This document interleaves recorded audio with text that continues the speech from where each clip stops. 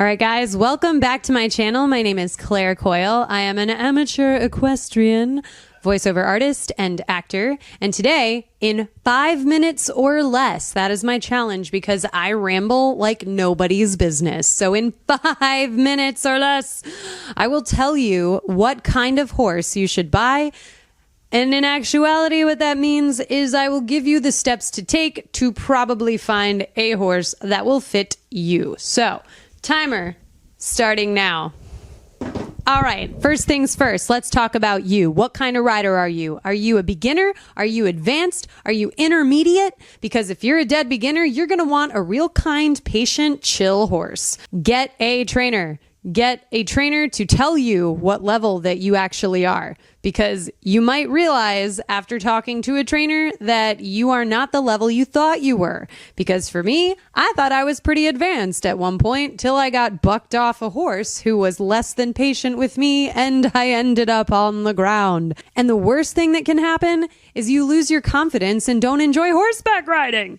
Now, if you're an intermediate and you can take a little bit of schnaz from a horse, then you're looking at personality. Again, something a trainer who knows you and your riding can help you with. If you're more advanced, then it's about, do you want a horse that can take a joke, or do you want a horse that's going to take you to the next level? Number 2 are goals.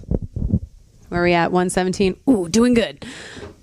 Okay. Number 2, goals. All right, what do you want? Do you want to trail ride? Do you want to run barrels? Do you want to jump in the Grand Prix? Do you have the money to do that? Actually, that's step 3. We won't go there yet. But what are your actual goals? And if you just want to show up at the barn twice a week and give your horse a carrot, that's a goal, and that's perfectly fine. But those are different horses that are going to go with those scenarios. So if you want a horse that's going to take you to the Grand Prix, you're probably going to want to spend some money on a horse that, well, can do it. Because not every horse can.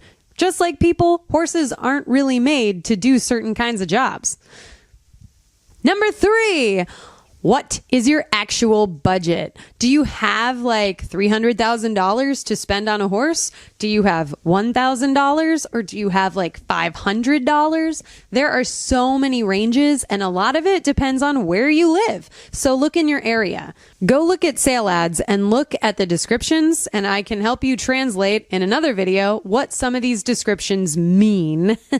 So anyway, that budget. Do you have $1 billion? Do you not have $1 billion? Because your budget's probably going to affect your goals as well. And then that leads me to my 4th point, and we are still 2 minutes short of 5 minutes. So the 4th point, should you buy a horse? Should you actually spend the money? Because I'm going to just give you a quick list of what horses need on the typical, and vet care is number 1 because they're going to need their shots, and then their teeth care, and then their feet care, and that's like teeth can be once a year for most horses unless they have a problem.